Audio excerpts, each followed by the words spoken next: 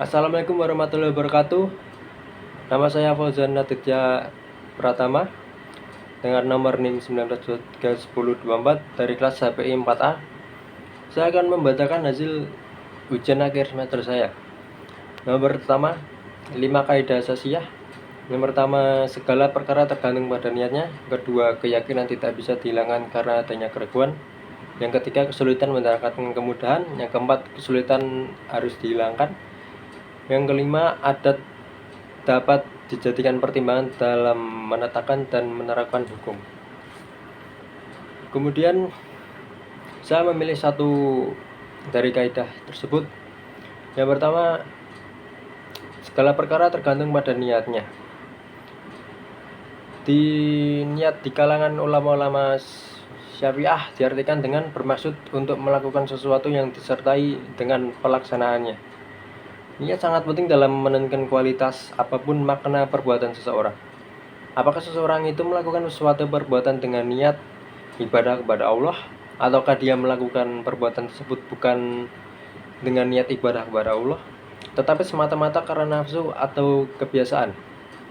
Misalnya seperti niat untuk menikah, apabila menikah itu dilakukan karena menghindari dari perbuatan zina, maka hal itu halal untuk dilakukan. Tetapi jika hal itu dilakukan hanya semata-mata untuk menyiksa atau menyakiti istrinya, maka hal itu haram untuk dilakukan.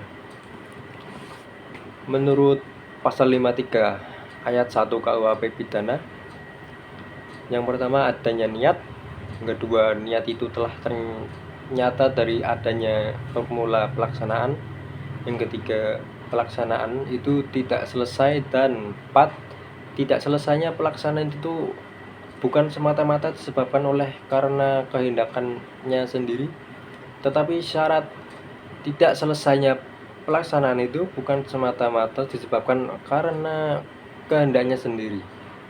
Pada hakikatnya, bukan syarat dapat dipidana percobaan, melainkan merupakan alasan penghapusan pidana.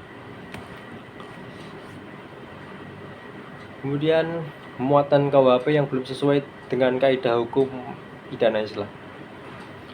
Hukum pidana yang berlaku di Indonesia saat ini merupakan peninggalan penjajahan Belanda yang dilandasi oleh falsafah yang berbeda dengan falsafah yang dianut bangsa Indonesia, seperti mengutamakan kebebasan, menonjolkan hak individu, dan kurang memperhatikan nilai-nilai moral.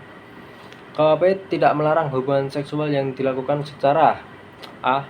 Suka sama suka oleh pria wanita yang belum menikah, B. Suka sama suka oleh sama jenis kelamin, kemudian suka sama suka yang salah seorang atau keduanya sudah menikah tetapi tidak ada pengaduan dari istri atau suami pelaku. Dampak dari pengaturan delik susila ini seperti yang disebutkan di atas, maka di Indonesia pun kebebasan seks dan tindak pidana lainnya meningkat cukup tajam. Akibatnya bagi masyarakat yang masih berpegang teguh pada nilai agama dan moral ketimuran, kondisi seperti itu menjadi keprihatinan dan memunculkan berbagai reaksi dari masyarakat yang kurang sistematis. Sementara itu, sanksi pidana yang diancamkan bagi pelaku pidana terlalu ringan, tidak menjarakan, dan tidak sesuai dengan rasa keadilan masyarakat. Sekian hasil ujian akhir semester dari saya. Bila ada salah-salah kata, mohon dimaafkan. Wassalamualaikum warahmatullahi wabarakatuh.